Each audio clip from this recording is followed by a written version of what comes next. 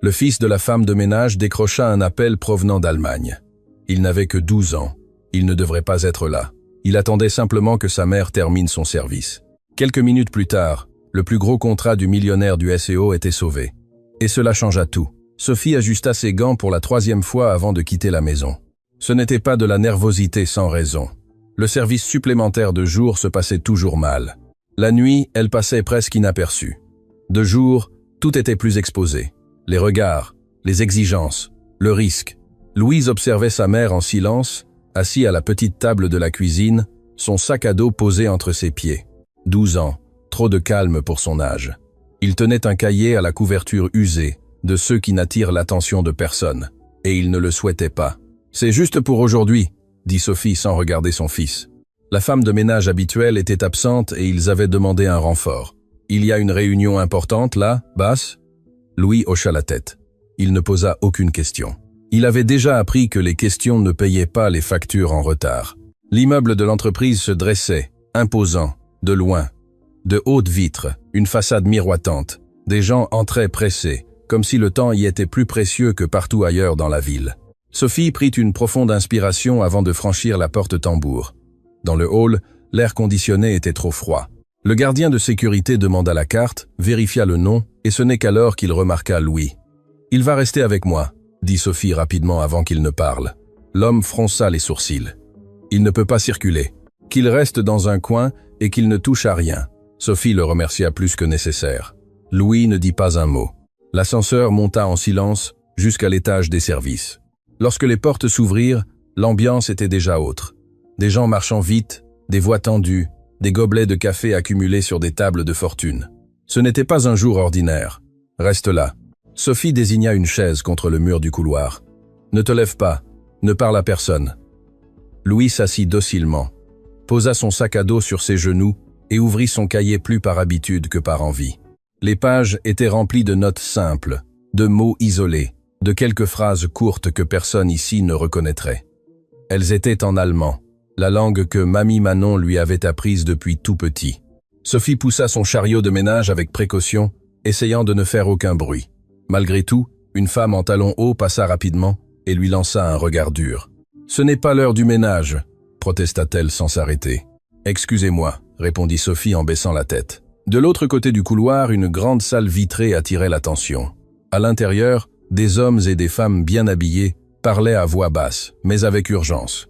L'un d'eux faisait les 100 pas, son portable à la main, l'expression fermée. Étienne Dubois ne criait pas. Il n'en avait pas besoin.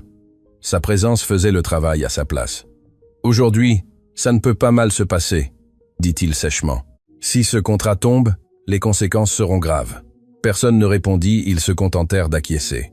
Sophie nettoyait le sol près de la porte fermée quand elle entendit des mots isolés s'échapper de la salle. Allemagne. Confirmation, délai. Elle ne comprenait pas le contexte, mais elle en sentait le poids, le genre de poids qui rend l'air plus dense. Louis écouta aussi. Pas tout, juste assez pour percevoir que quelque chose de sérieux était en jeu. Il baissa les yeux vers son cahier à nouveau. Passa ses doigts sur un mot écrit au crayon, presque effacé. Quelque chose que sa grand-mère répétait souvent à la maison, avec un accent marqué et un sourire triste. Louis referma lentement le cahier. Le chariot de ménage fit un bruit plus fort en passant sur un joint du sol. « Vous pourriez faire plus attention ?» Quelqu'un protesta du fond du couloir. « Oui, monsieur », répondit Sophie, pressée. Elle sentait son corps se tendre. Toute erreur ici semblait plus grande qu'elle ne l'était vraiment. Tout faux pas pouvait coûter le service ou l'emploi.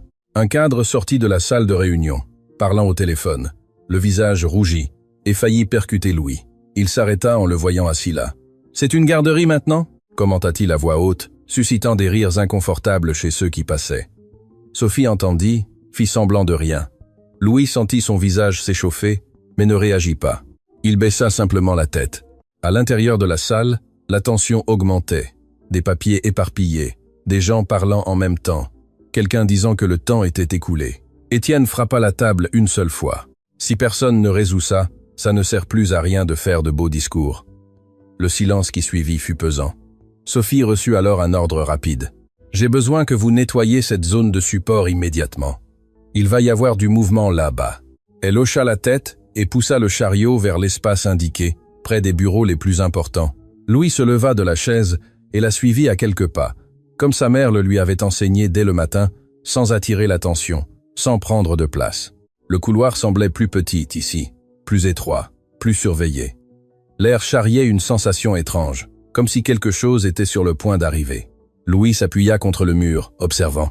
Sophie nettoyait vite, le cœur battant la chamade. Aucune des deux ne savait exactement quoi, mais toutes deux le sentaient. À cet étage, quelque chose d'important ne tenait qu'à un fil, et elles étaient juste au milieu, même sans être vues. L'étage des cadres supérieurs semblait mal respirer ce matin-là. La climatisation fonctionnait, mais personne ne semblait à l'aise. Des gobelets de café s'accumulaient sur les tables sans être touchés. Des écrans allumés montraient des graphiques et des chiffres que personne n'avait le temps d'analyser calmement. L'horloge murale avançait cruellement. Étienne Dubois entra dans la salle de réunion sans saluer personne, enleva sa veste, la laissa sur la chaise et posa ses mains sur la table de verre. « Reprenons », dit-il directement. « Je veux cette présentation parfaite avant l'appel. » Personne ne répondit. Ils commencèrent simplement à bouger. Une analyste ouvrit les diapositives, un autre cadre réorganisa des documents imprimés, un troisième ajusta le projecteur, comme si cela allait résoudre quelque chose. Le problème n'était pas le matériel, c'était le temps. L'entreprise allemande a déjà reporté 2 fois, continua Étienne. Aujourd'hui, c'est la confirmation finale. Soit nous concluons, soit ils vont chercher un autre partenaire. L'interprète a confirmé ? Demanda quelqu'un avec prudence. Étienne lança un regard dur. Il a dit qu'il serait disponible. Il a foi dit. Ce n'était pas la même chose que il est. Tous le savaient, mais personne n'osa le dire à voix haute. En dehors de la salle, Sophie nettoyait le sol avec des mouvements rapides. Le chariot grinçait faiblement, mais cela semblait trop fort dans cette ambiance tendue. Elle passait le chiffon et faisait semblant de ne pas entendre, mais les voix traversaient le verre. La marge est correcte ? Si on remet en question la clause, on est exposé. Le service juridique a déjà revu ça. Sophie ne comprenait pas les termes, mais elle reconnaissait le ton. C'était le même ton que lorsque l'argent manquait, que lorsque le mauvais choix coûtait cher. Louise observait de loin. Appuyé contre le mur, il sentait que ce n'était pas un jour ordinaire. Les gens ici ne parlèrent pas fort, mais ils parlèrent avec urgence, comme si tout retard pouvait faire s'écrouler quelque chose de trop grand pour être reconstruit. Un cadre sortit de la salle pressé, le portable à l'oreille. « Je n'en ai pas besoin maintenant », dit-il, essayant de contrôler sa voix. « C'est aujourd'hui, ça ne peut pas être plus tard. » Il raccrocha frustré et rentra à l'intérieur. L'interprète ne répond pas, informa-t-il à voix basse, mais suffisamment audible. Étienne ferma les yeux pendant une seconde, une seule. Quand il les rouvrit, l'expression était encore plus dure. « Le motif ne m'intéresse pas, dit-il. Trouvez quelqu'un. On peut essayer le service externalisé, suggéra une femme assise au fond. J'ai déjà essayé, répondit un autre. La centrale est hors service. Un silence inconfortable s'installa. Alors, improvisez, dit Étienne. Vous saviez depuis la semaine dernière que cet appel allait avoir lieu. Nous parlons anglais, essaya quelqu'un. Étienne inclina la tête, impatient. Ils ne veulent pas d'anglais, ils veulent de la clarté, et ils la veulent en allemand. Dans le couloir, Sophie s'éloigna un peu de la porte. Elle ne voulait pas paraître curieuse, elle ne voulait pas paraître présente. Elle avait juste besoin de finir son travail. « Vous faites trop de bruit », protesta un homme en passant devant elle, pointant le chariot. « Excusez-moi », dit Sophie une fois de plus. Louis serra les poings à l'intérieur de son sac à dos, ne dit rien. Dans la salle, la tension augmentait à mesure que le temps passait. Quelqu'un ouvrit un email récent et lut à voix haute, traduisant à la volée. Ils disent qu'ils doivent confirmer aujourd'hui, sinon ils clôturent le processus. Étienne s'appuya à nouveau sur la table. « Écoutez bien, dit-il d'une voix ferme. Si ce contrat tombe, ce ne sera pas juste un chiffre dans le rapport. Il y aura des coupes. Il y aura des conséquences. Personne ne bougea. Je ne le répéterai pas, ajouta-t-il. Dehors, Sophie sentit son estomac se serrer. Cette phrase ne lui était pas adressée, mais elle la frappait tout autant. Coupe, conséquences, des mots qu'elle connaissait trop bien. Un cadre passa en courant dans le couloir, faillit percuter Louis. Il ne s'excusa même pas. Louis se recroquevilla un peu plus contre le mur. « Maman !» appela-t-il doucement. « Pas maintenant !» répondit Sophie sans regarder. Louis ouvrit lentement le cahier, pas pour étudier, juste pour se calmer. Il parcourut des yeux quelques mots écrits à la main. Des souvenirs d'après-midi passés chez sa grand-mère. Des sons familiers, des intonations qui ne collaient pas avec cet immeuble, mais qui insistaient pour exister. Dans la salle, quelqu'un testa le haut-parleur du téléphone. Le son résonna dans le couloir pendant quelques secondes avant d'être coupé. « Quand ils appelleront, Quelqu'un devra décrocher, dit Étienne. Et vite. Mais qui? Demanda l'analyste, tendu. Étienne prit une profonde inspiration. Je ne sais pas, répondit-il, mais quelqu'un va devoir résoudre ça. Dehors, Sophie continua à pousser le chariot. Louis se leva et la suivit en silence. Le couloir semblait encore plus étroit ici, plus silencieux, comme si tout l'immeuble attendait que quelque chose se passe. Louis s'arrêta près du mur, serrant son sac à dos. Son cœur battait vite, sans qu'il sache exactement pourquoi. À l'intérieur de la salle, Étienne regarda l'horloge. « Ils vont t'appeler d'un moment à l'autre », dit-il. Personne ne répondit. Le problème était posé et personne ici ne semblait prêt à le résoudre. Le son du téléphone coupa l'air de la salle comme une alarme. Il n'était pas fort, mais il était insistant. Un son sec, répétitif, que personne ne semblait vouloir entendre. Tous se regardèrent en même temps. Étienne Dubois fut le premier à réagir. « Décrochez », dit-il sans élever la voix. Personne ne bougea. Le téléphone sonna à nouveau. Une analyste tendit la main avec hésitation, comme si l'appareil pouvait mordre. Elle le porta à son oreille, écouta pendant 2 secondes et pâlit. « C'est l'Allemand », dit-elle en couvrant le microphone. « Il parle déjà. » Étienne ferma les yeux un instant. Quand il les rouvrit, il était visiblement plus tendu. « Passez-le à quelqu'un », ordonna-t-il. L'analyste se tourna vers ses collègues, presque suppliante. « Quelqu'un ici comprend ? Silence. Je reconnais quelques mots, risqua un homme. Mais je ne peux pas répondre. » Le téléphone restait ouvert. De l'autre côté, la voix parlait vite, sans patience. « Raccrochez », suggéra quelqu'un dans la panique. Étienne frappa la main sur la table. « Non », dit-il. « Si nous raccrochons, c'est fini. » Dans le couloir, Sophie poussait le chariot de ménage vers la zone de support indiquée quelques minutes plus tôt. Elle essayait d'aller vite, mais la nervosité la rendait maladroite. Chaque pas semblait décalé par rapport à cet endroit. Louis marchait quelques pas derrière, comme toujours. Il observait plus qu'il ne marchait. Le son de la voix traversa le verre de la salle et parvint étouffé dans le couloir. Il n'était pas possible de tout comprendre, mais le ton était clair, irrité, fatigué, définitif. Louis ralentit le pas. La cadre reprit la parole, maintenant en français, le téléphone toujours à l'oreille. « Il demande quelque chose que je n'arrive pas à comprendre clairement », dit-elle presque en chuchotant. « Demandez ce qui manque exactement pour le contrat », dit Étienne sèchement. Elle essaya. « Excusez-moi », commença-t-elle en anglais. La réponse fut immédiate, plus acerbe. Elle écarta le téléphone de son oreille. « Il a dit quelque chose comme quoi il ne veut pas d'anglais », expliqua-t-elle. Étienne passa la main sur son visage et demanda à l'interprète, bien qu'il connaisse déjà la réponse. « Toujours pas de réponse », répondit quelqu'un. La cadre essaya de maintenir l'appel en vie, répétant des phrases vagues, demandant un moment. Pendant que les secondes s'écoulaient du couloir, Louis s'arrêta complètement. Le son de la voix de l'autre côté venait maintenant par le haut-parleur improvisé, activé sans le vouloir lorsque la cadre essaya de changer un réglage. Louis comprit une phrase complète, puis une autre. Son cœur s'accéléra. « Maman », appela-t-il doucement. Sophie se retourna immédiatement, effrayée. « Pas maintenant, Louis. » Mais l'enfant ne regardait pas sa mère. Il regardait vers la salle de réunion. « Il dit qu'il va raccrocher », murmura-t-il, sans se rendre compte qu'il parlait plus fort qu'il ne le voulait.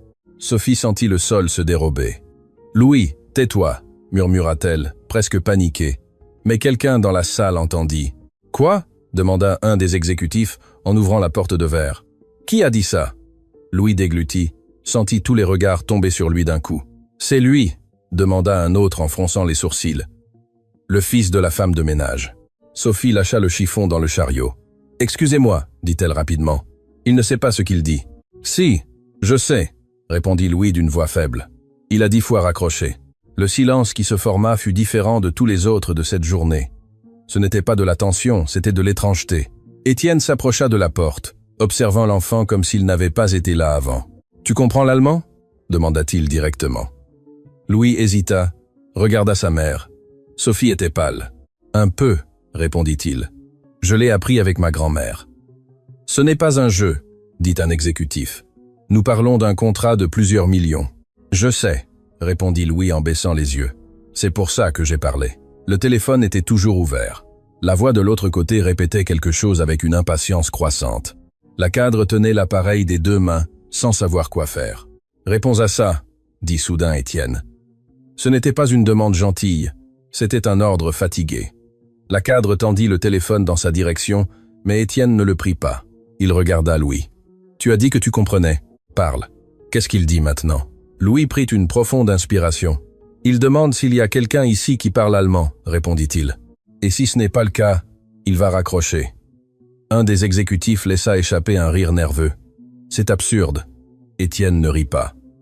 Le téléphone fit un petit déclic de l'autre côté. L'appel menaçait de tomber. Louis fit un pas en avant sans s'en rendre compte. « Je peux répondre ?» dit-il. « Non », répondit quelqu'un immédiatement. « C'est une affaire d'adulte. C'est un enfant », dit un autre. « C'est de la folie. » Sophie sentit ses jambes trembler. « Louis, viens ici » demanda-t-elle, presque en pleurs, mais le téléphone sonna à nouveau.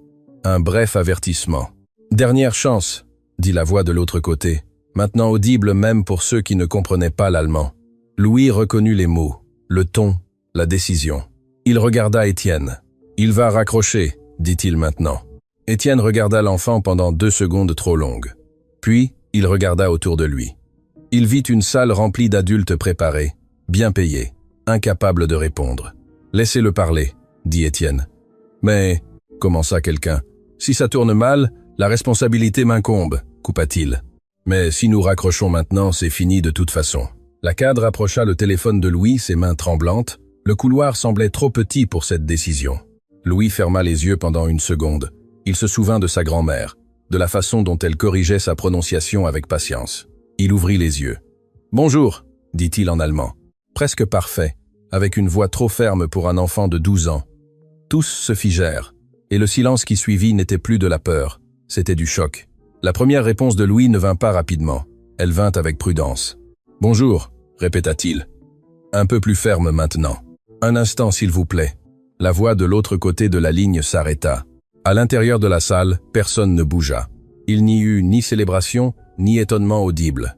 Juste ce silence inconfortable qui survient quand quelque chose d'inattendu se produit et que personne ne sait comment réagir.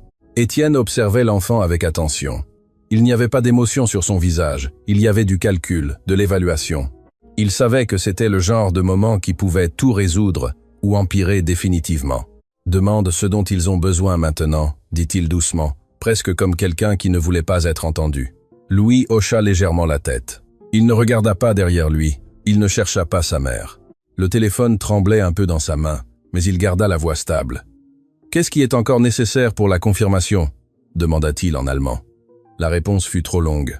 Louis fronça les sourcils un instant, non pas parce qu'il ne comprenait pas, mais parce qu'il devait organiser mentalement ce qu'il entendait. C'étaient des termes plus techniques que ceux à quoi il était habitué. Il prit une profonde inspiration. Il dit qu'il a besoin de confirmer 2 points, traduisit-il.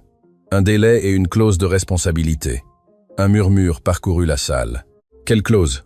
demanda un exécutif, ouvrant déjà un document. Louis retourna au téléphone et demanda avec prudence. L'homme répondit plus vite maintenant, moins agressif, toujours impatient, mais attentif. Louis écouta jusqu'à la fin. « C'est à propos du retard de livraison », expliqua-t-il. « Ils veulent une garantie formelle par écrit encore aujourd'hui. » Étienne fit un geste rapide de la main. « Dis-lui que le service juridique est déjà en train d'ajuster cela et que nous enverrons le courriel dans quelques minutes. » Louis hocha la tête. Mais il hésita avant de répéter. Quelque chose dans la phrase devait être ajusté. Il le savait. « Attendez », dit-il doucement. « Si je dis ça, ça sonne comme une promesse vague. » Étienne le regarda fixement. « Alors, comment le dirais-tu » Louis réfléchit pendant 2 secondes. « Je dirais que le document est déjà en révision finale et que l'envoi est programmé. Pas que nous allons essayer. » Étienne hocha lentement la tête. « Ça a du sens. » Louis revint au téléphone. La réponse fut plus courte. Cette fois, le ton de l'autre côté avait changé. Ce n'était plus de la menace, c'était de la négociation. Louis relâcha un peu ses épaules, sans s'en rendre compte. « Il veut savoir qui parle » traduisit-il. Un des exécutifs laissa échapper un rire nerveux. « Dis-lui que c'est » commença quelqu'un. Étienne l'interrompit. « Dis-lui ton prénom » Louis déglutit. « Mon nom est Louis » dit-il. Il y eut une pause. La réponse vint plus douce qu'avant. « Il a demandé si je suis le responsable de la négociation » traduisit-il, confus. Étienne s'approcha d'un pas. « Dis-lui que tu assistes l'équipe responsable » orienta-t-il. Louis répéta en choisissant bien les mots. L'homme répondit par quelque chose qu'il ne comprit pas immédiatement. Un mot lui échappa. Il ferma les yeux un instant. « Pouvez-vous répéter, s'il vous plaît » demanda-t-il en allemand. Un peu plus lentement. La salle entière retint son souffle. La répétition vint plus claire. Louis comprit. « Il veut le nom de celui qui signe le contrat », dit-il en regardant Étienne. « Moi », répondit celui-ci sans hésiter. Louis informa. La conversation se poursuivit pendant quelques minutes de plus. Elles ne furent pas longues, mais elles parurent éternelles pour ceux qui regardaient de l'extérieur. Louis ne fit pas de discours. Il n'essaya pas d'impressionner. Il se contenta de répondre, de traduire, de confirmer. À un moment donné, il faillit se tromper sur un terme légal. Il s'arrêta au milieu de la phrase. « Attendez », dit-il doucement, couvrant le microphone avec sa main. « Confirmez-moi cette partie. » Un avocat s'approcha rapidement, montra le document du doigt. « C'est ça. » Louis hocha la tête et reprit. De l'autre côté de la ligne, l'homme prit une profonde inspiration. « Louis », il l'entendit clairement. « Il a dit qu'il va attendre le courriel », traduisit-il, « et que s'il le reçoit aujourd'hui, le processus continue. » Étienne fit un signe au service juridique. Maintenant, la dernière phrase de Louis vint tranquillement. « Nous vous confirmerons par écrit dans quelques minutes. Nous vous remercions de votre patience. » Il écarta le téléphone de son oreille. Le clic sec de la fin de l'appel résonna plus fort qu'il n'aurait dû. Pendant quelques secondes, personne ne dit rien. Il n'y eut pas d'applaudissements, pas de célébration, juste des personnes qui se regardaient, essayant de comprendre ce qui venait de se passer. « Qui est cet enfant ?» murmura quelqu'un presque sans voix. Louis sentit le poids du silence retomber sur lui. Le téléphone était toujours dans sa main. Il le rendit à la cadre avec précaution, comme si c'était quelque chose de trop fragile. « Je peux partir ?» demanda-t-il doucement. Sophie fit un pas en avant immédiatement. « Nous nous en allons », dit-elle, pressée, la voix tremblante. Étienne leva la main. « Un instant », demanda-t-il. Sophie se figea. Étienne regarda à nouveau Louis. Maintenant, il n'y avait plus de calcul. Il y avait quelque chose de plus difficile à définir. « Tu as dit que tu l'avais appris avec ta grand-mère », commenta-t-il. Louis hocha la tête. « Oui, monsieur. Je veux mieux comprendre cela », dit-il après, choisissant ses mots. Louis hocha la tête, sans savoir si c'était bon ou mauvais. Dehors, le service juridique tapait déjà frénétiquement. Le contrat n'était pas encore conclu, mais il n'était pas perdu, et tous le savaient. Rien ne serait plus comme avant après ce moment. Le soleil n'entrait plus avec la même force par les fenêtres lorsque Sophie termina le dernier couloir. L'immeuble était plus silencieux. La course du matin était derrière elle, remplacée par une fatigue contenue, de celles qui viennent après une tension prolongée. Louis était assis sur une des chaises de la zone de support, serrant son sac à dos contre sa poitrine. Il ne parlait pas. Depuis qu'ils avaient quitté la salle de réunion, personne n'avait dit exactement ce qui allait se passer. Il savait juste qu'il n'avait pas encore été renvoyé. « Tu vas bien ?» demanda Sophie à voix basse tandis qu'elle rangeait le chiffon dans le chariot. Louis hocha la tête sans grande conviction. « Je vais bien. » En réalité, il ne savait pas quoi dire. Son corps était là, mais sa tête était toujours bloquée sur ce moment où tous les adultes s'étaient arrêtés pour l'écouter. Il n'aimait pas cette sensation. Il n'aimait pas être le centre d'attention, encore moins dans cet endroit. Un assistant apparut quelques minutes plus tard. « Monsieur Étienne a demandé d'attendre », dit-il d'un ton neutre. « Il vous appelle tout de suite. » Sophie sentit son estomac se nouer. « Maintenant » demanda-t-elle à peine. L'homme s'éloigna sans attendre de réponse. Sophie s'assit à côté de son fils, passa sa main dans ses cheveux dans un geste automatique, essayant de se calmer elle-même plus que l'enfant. « Que Dieu nous garde » murmura-t-elle. Louis ne répondit pas. Il pensait à sa grand-mère. À la façon dont elle disait que quand on fait quelque chose de bien, on ne comprend pas toujours pourquoi sur le moment, mais on comprend après. Presque une heure passa avant que le même assistant ne revienne. « Vous pouvez entrer. » Le bureau d'Étienne Dubois était plus petit que ce que Louise imaginait.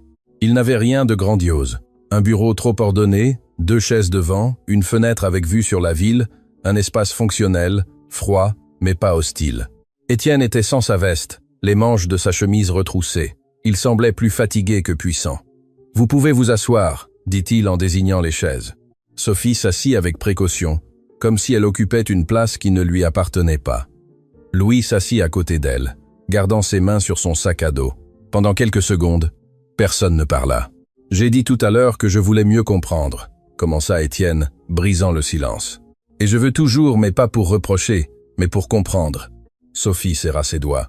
« Nous ne voulions pas causer de problème, » dit-elle rapidement. « Je sais que je ne devais pas amener mon fils, mais c'était juste pour aujourd'hui. C'était un service que j'ai demandé. » Étienne leva la main pour l'interrompre. « Ce n'est pas à propos de ça, dit-il. C'est passé. Il reporta son regard sur Louis. « Tu sembles très jeune pour porter ce genre de responsabilité, commenta-t-il. Louis haussa les épaules. « Je ne voulais pas de responsabilité, répondit-il. Je ne voulais juste pas que ça tourne mal. » Étienne hocha lentement la tête. « Tu as parlé de ta grand-mère, dit-il. Raconte-moi calmement. » Louis prit une profonde inspiration. Il n'aimait pas parler de cette partie de sa vie avec des étrangers, mais quelque chose dans son ton n'était pas invasif, c'était attentif. « Elle est venue d'Allemagne quand elle était jeune, commença-t-il. Elle s'est mariée ici, mais elle ne s'est jamais sentie vraiment d'ici. » Sophie observait en silence. Cette histoire n'était pas nouvelle, mais entendre son fils la raconter lui donnait une autre dimension. Elle disait que si elle arrêtait de parler allemand, elle allait disparaître, continua Louis. Alors elle parlait avec moi tout le temps de choses simples, de la journée, de la nostalgie. I was a mother, infection and that, defection and that. Étienne écoutait sans interrompre. Je restais avec elle presque toutes les nuits, dit Louis. Ma mère travaillait, nous dînions ensemble, elle m'enseignait des mots comme on enseigne de l'affection. Louis hésita un instant avant de continuer. Quand elle est tombée malade, elle a arrêté de sortir de la maison, dit-il. Mais elle a continué de parler avec moi, même fatiguée, même faible. Sophie déglutit. C'est elle qui est restée quand le père de Louis est parti, compléta-t-elle. Nous nous sommes soutenus comme nous pouvions. Étienne détourna le regard vers la fenêtre un moment. Elle est toujours en vie ? Demanda-t-il. Non, répondit Louis d'une voix faible. Depuis 2 ans. Le silence qui suivit n'était pas inconfortable. Il était respectueux. Alors, dit Étienne, revenant à lui, tu n'as pas appris l'allemand pour l'utiliser. Tu l'as appris pour ne perdre personne. Louis hocha la tête. Je crois que oui. Étienne prit une profonde inspiration, croisa les mains sur le bureau. Aujourd'hui, tous dans cette salle étaient préparés, dit-il. Diplôme, poste, expérience. Et pourtant, personne n'a pu résoudre. Il fit une pause. Toi, tu as pu parce que tu as écouté avant, pendant très longtemps. Sophie sentit ses yeux s'embuer, mais ne dit rien. Je ne crois pas aux coïncidences, continua Étienne. Je crois au contexte, et votre contexte est difficile. Il se pencha en arrière sur sa chaise. J'ai encore besoin de terminer quelque chose aujourd'hui, dit-il. Mais je veux qu'une chose soit claire. Sophie se raidit. Ce qui s'est passé ne va pas être ignoré, affirma-t-il. Pas comme une faveur, pas comme de la charité. Louis serra la sangle de son sac à dos. Je ne veux rien, dit-il rapidement. Étienne sourit légèrement. Pas un sourire facile, un sourire fatigué. Je sais, répondit-il. Et c'est justement pour ça que je veux réfléchir calmement à ce qui vient ensuite. Il se leva. Demain ou après-demain, je vous rappelle, dit-il sans hâte, sans alarme.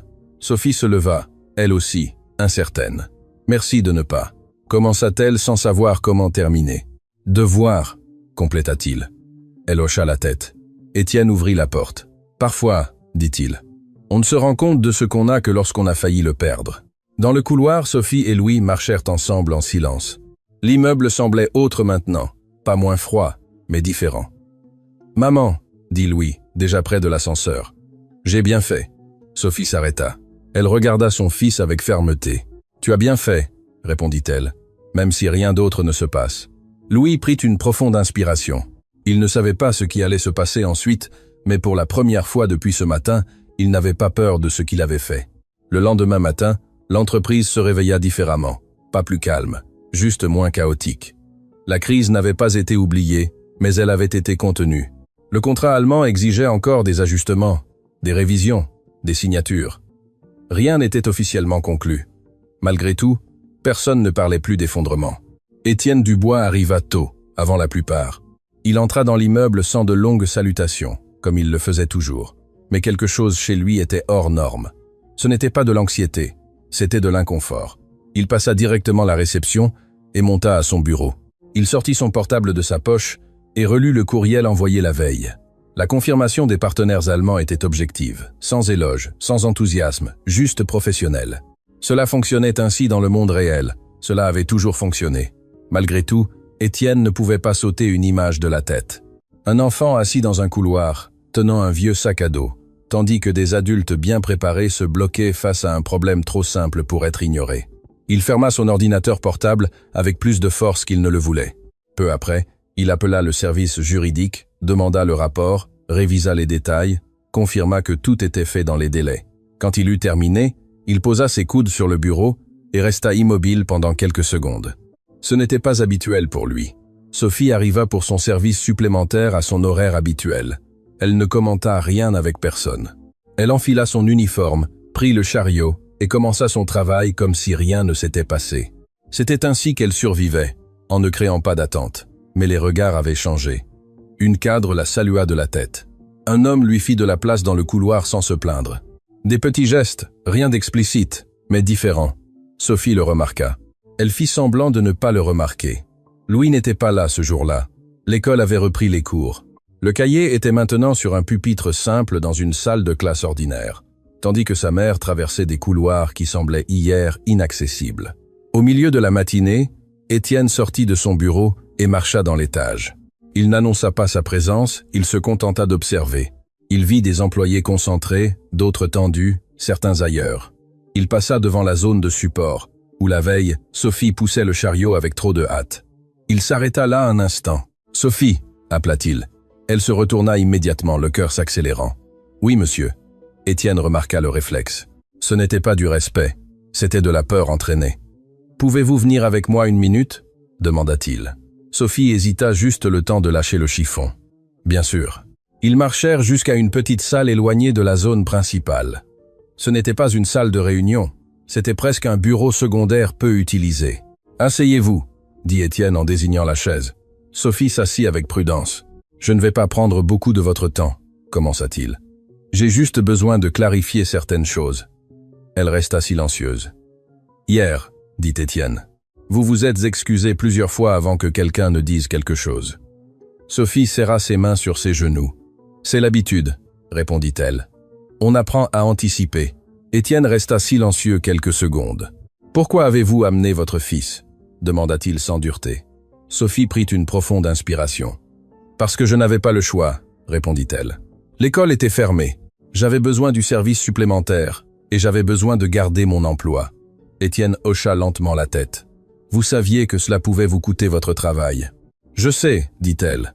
Mais parfois, le risque existe déjà, même si on ne le choisit pas. » La réponse resta en suspens. « Vous n'avez jamais parlé de ce que votre fils sait, » commenta Étienne. « Je n'ai jamais pensé que cela importait, » répondit Sophie. « Pas pour ce genre d'endroit. » Étienne se pencha en arrière sur sa chaise. « Ce genre d'endroit, » répéta-t-il. « C'est ce qui me dérange. » Il se pencha un peu en avant. « Hier, une salle pleine de professionnels s'est bloquée, » dit-il. « Non par incompétence, mais par structure, par habitude, par le fait de supposer que certaines ressources viennent toujours des mêmes endroits. » Sophie ne répondit pas. « Votre fils n'a pas sauvé un contrat, » continua Étienne. « Il a sauvé une conversation parce qu'il a écouté avant, parce qu'il n'a pas eu peur de paraître petit. » Sophie sentit ses yeux picoter, mais garda sa posture. « Ce n'était pas de la chance, dit-il. C'était du caractère et de l'attention. » Étienne se leva. « Je ne vais pas faire semblant que ce n'est pas arrivé, » affirma-t-il. « Et je ne vais pas non plus en faire un spectacle. » Il marcha jusqu'à la porte, puis se tourna vers elle. « Je sais que je l'ai déjà dit, mais je veux que vous et votre fils reveniez ici un autre jour, calmement, en dehors du service, pour discuter vraiment. » L'estomac de Sophie se contracta. « Si c'est pour, » commença-t-elle. « Ce n'est pas un licenciement, » coupa-t-il, « ni un avertissement. » Elle le regarda avec méfiance. « J'ai besoin de réfléchir, » continua Étienne. « Et vous avez besoin de comprendre ce que cela signifie. » Sophie se leva. « Merci de m'avoir appelé, » dit-elle sans savoir si c'était bon ou mauvais. Étienne ouvrit la porte. « Parfois, » dit-il, « l'entreprise a besoin d'être confrontée pour se souvenir de qui est en elle. » Sophie sortit de la salle, le cœur lourd, mais différent. Pas soulagé, pas plein d'espoir, juste attentif. À la fin du service, elle appela Louis. « Il veut nous parler à nouveau ?» dit-elle. « Est-ce que c'est une bonne chose ?» demanda le fils de l'autre côté. Sophie regarda l'immeuble avant de répondre. « Je ne sais pas encore, » dit-elle, « mais c'est une chose sérieuse. » Louis resta silencieux pendant quelques secondes. « Alors, d'accord, » répondit-il. « Allons-y ensemble. » Sophie raccrocha et prit une profonde inspiration. Certaines portes ne s'ouvrent pas d'un coup, elles grincent d'abord. Et Étienne le savait. S'il ignorait ce grincement, il ne sauverait pas un contrat, il perdrait quelque chose de bien plus grand. Étienne ne fixa pas la conversation pour le lendemain. Il ne laissa pas non plus passer trop de temps. Il attendit juste assez pour que la poussière retombe, mais pas assez pour que cela ressemble à un oubli. 3 jours plus tard, il demanda à ce que l'on contacte Sophie. Monsieur Dubois souhaiterait parler avec vous et votre fils, dit la voix de l'autre côté de la ligne. Cela peut être demain après-midi. Sophie raccrocha avec la sensation étrange de celui qui marche sur un terrain instable. Ce n'était pas une convocation formelle. Ce n'était pas non plus de la gentillesse. C'était quelque chose d'intermédiaire. Et cela la mettait en alerte. Le lendemain, elle arriva plus tôt que l'heure convenue. Elle portait les mêmes vêtements simples que d'habitude, mais avait passé plus de temps que la normale à les choisir. Louis marchait à ses côtés, son sac à dos sur le dos, l'expression fermée. Il n'avait pas peur, il était méfiant. Ils furent conduits dans une salle plus petite, loin des zones de réunion et des couloirs les plus fréquentés. Un espace neutre, avec une table simple, 3 chaises et une fenêtre latérale. Étienne était déjà là quand ils entrèrent. « Merci d'être venu », dit-il en se levant. « Vous pouvez vous asseoir. » Il n'y avait pas de formalité exagérée, pas non plus d'intimité, juste de la clarté. Étienne attendit qu'il s'installe avant de continuer. « J'ai beaucoup réfléchi depuis ce jour. » Commença-t-il, pas seulement au contrat, mais à ce qui s'est passé autour. Sophie garda les mains croisées sur ses genoux. Louis regardait la table. « Ce que ton fils a fait n'était pas commun, dit-il. Mais ce n'était pas non plus un miracle, c'était une conséquence. » Louis leva les yeux, confus. « Conséquence de quoi ?» demanda-t-il. « Du temps, » répondit Étienne. « De l'écoute, de l'attention. De quelque chose qui n'est pas souvent valorisé dans des environnements comme celui-ci. » Il prit une profonde inspiration avant de continuer. « Je ne veux pas transformer cela en une belle histoire, » continua-t-il. « Cela ne me semble juste ni pour vous ni pour moi. » Sophie déglutit. « Alors, je vais être direct. » Il ouvrit un dossier et posa quelques papiers sur la table. « Louis, tu as 12 ans. Tu n'es pas un adulte. Tu n'es pas un employé. Et tu ne devrais pas porter des responsabilités qui ne sont pas les tiennes. » Louis hocha lentement la tête. « C'est pourquoi, » dit Étienne. « Toute proposition que je fais ne concerne pas maintenant. Elle concerne ce qui vient ensuite. » Il glissa un des papiers dans leur direction. « Je veux t'offrir une bourse d'études qui inclut un enseignement solide des langues, » expliqua-t-il. « Allemand inclus, avec matériel, transport et accompagnement pédagogique. » Louis ouvrit les yeux. « Je n'ai pas demandé ça, » dit-il rapidement. « Je sais, » répondit Étienne. « C'est pour ça que je l'offre. » Sophie sentit son cœur battre fort. « Et ce n'est pas une faveur, » continua-t-il. « C'est un investissement car le talent sans structure se perd. » Louis se mordit la lèvre inférieure. « Je ne veux pas que ma mère ait des problèmes à cause de moi, » dit-il. Étienne se tourna vers Sophie. « Votre mère n'aura pas de problème, » affirma-t-il. « Au contraire. » Il sortit un autre document. « Sophie, je ne sais pas exactement comment fonctionne votre contrat actuel, » dit-il. « Mais je sais qu'il n'est pas juste. » Sophie sentit son visage s'échauffer. « Je travaille de nuit, » répondit-elle. « Je fais des extras quand on m'appelle. Et vous vivez à la limite, » compléta-t-il. « Ce n'est pas non plus durable, » expliqua-t-il avec prudence les options. Ajustement d'horaire, embauche en CDI, contrat, à durée indéterminée, dans l'équipe permanente. Avantages sociaux de base. Rien d'extraordinaire, rien qui ne ressemble à un prix. Je n'offre pas d'argent en échange de ce qui s'est passé, dit-il. J'offre de la dignité pour que vous n'ayez pas à choisir entre travailler et protéger votre fils. Le silence s'empara de la salle. Louis regarda sa mère. Sophie ne savait que dire. Tout cela semblait trop grand pour être absorbé d'un coup. « Je ne sais pas si je peux accepter, » dit Sophie finalement. « Je n'ai jamais rien reçu de tel. » Étienne hocha la tête. « Accepter n'est pas mendier, » répondit-il. « C'est reconnaître que quelqu'un a vu de la valeur là où il n'y avait avant qu'une fonction. » Louis serra la sangle de son sac à dos. « Ma grand-mère, » commença-t-il en hésitant. « Ça lui aurait plu. » Étienne sourit légèrement. « J'imagine que oui. » Il se pencha en arrière sur sa chaise. « Je n'ai pas besoin de réponse maintenant, » dit-il. « Réfléchissez, discutez, revenez quand vous voulez. » Sophie prit une profonde inspiration. « Et si nous disons non ?» demanda-t-elle. « Alors rien ne change, » répondit-il. « Mais j'espère que vous ne direz pas non. » Louis resta silencieux pendant quelques secondes, puis leva le regard. « Si j'accepte, » dit-il, « c'est parce que je veux apprendre, pas parce qu'un jour j'ai décroché un téléphone. » Étienne hocha la tête. « C'est exactement ce que j'espère. » Quand ils sortirent de la salle, le couloir semblait moins hostile, pas plus accueillant, juste humain. Sophie marchait lentement, comme si elle avait encore peur que quelqu'un dise que tout cela était une erreur. Dans l'ascenseur, Louis rompit le silence. « Maman, » dit-il, « si nous acceptons, la vie va changer. » Sophie réfléchit avant de répondre. « Ça va changer, dit-elle. Mais pas parce que quelqu'un l'a voulu. mais parce que tu as ouvert une porte qui existait déjà. » Louis appuya sa tête contre la vitre de l'ascenseur. Il ne savait pas exactement ce qui allait se passer ensuite, mais il savait une chose. Il ne reviendrait pas à la même place qu'avant. Les jours suivants furent étranges. Sophie continua sa routine comme si rien n'avait changé, car dans la pratique, cela n'avait pas encore changé. Elle arrivait pour son service, nettoyait les couloirs, évitait les regards, mais quelque chose bougeait en elle. Une espérance silencieuse qu'elle n'osait nommer. Louis ressentait aussi cette étrangeté.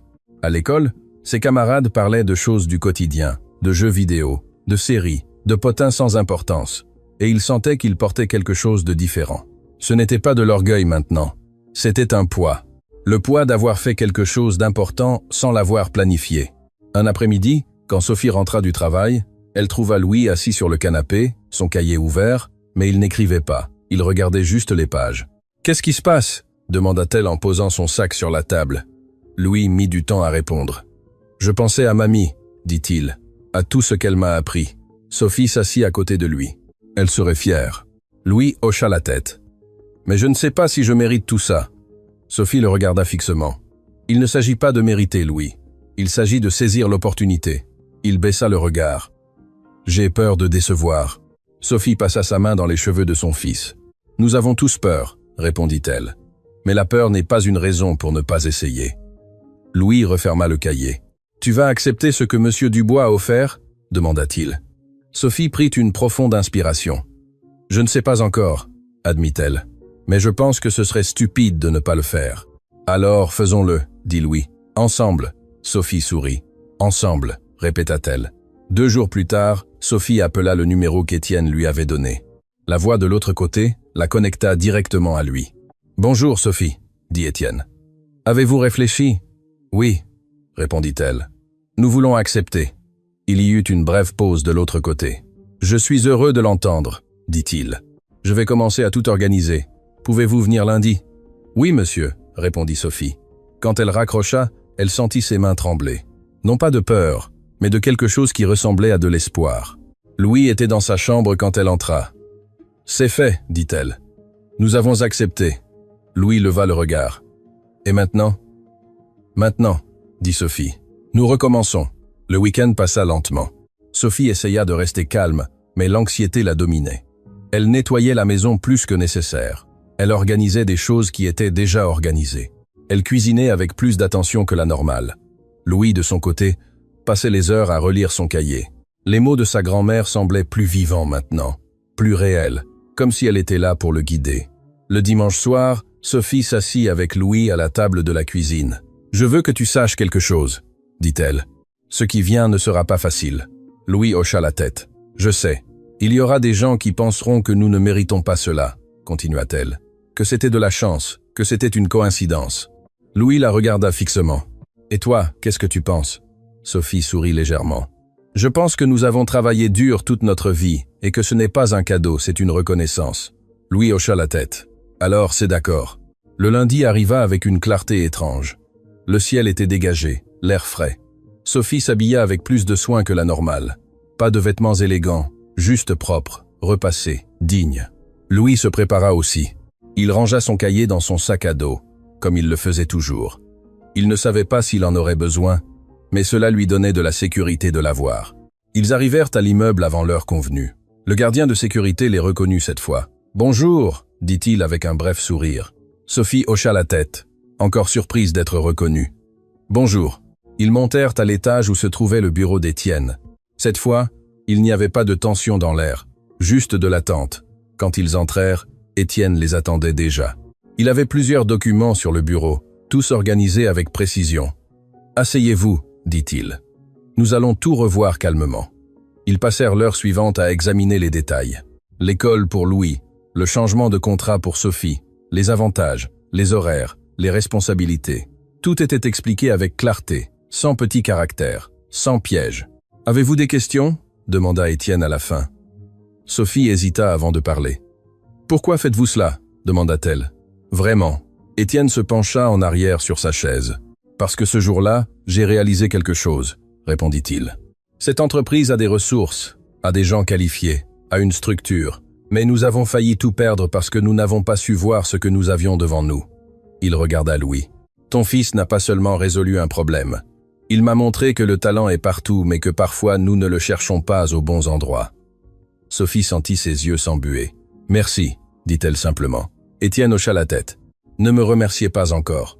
Le vrai travail commence maintenant. » Louis regarda les documents sur la table. « Quand est-ce que je commence à la nouvelle école ?» demanda-t-il. « La semaine prochaine, » répondit Étienne. « Ils sont déjà au courant de ton arrivée. » Louis hocha la tête, sentant le poids de la réalité.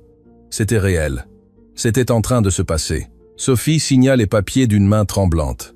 Chaque signature semblait clore une étape et en ouvrir une autre. Quand elle eut terminé, Étienne lui tendit la main. « Bienvenue dans l'équipe permanente », dit-il. Sophie lui serra la main, sentant pour la première fois depuis longtemps qu'elle n'était pas invisible. Louis signa également les documents de la bourse. Sa signature était petite, tremblante, mais elle était là.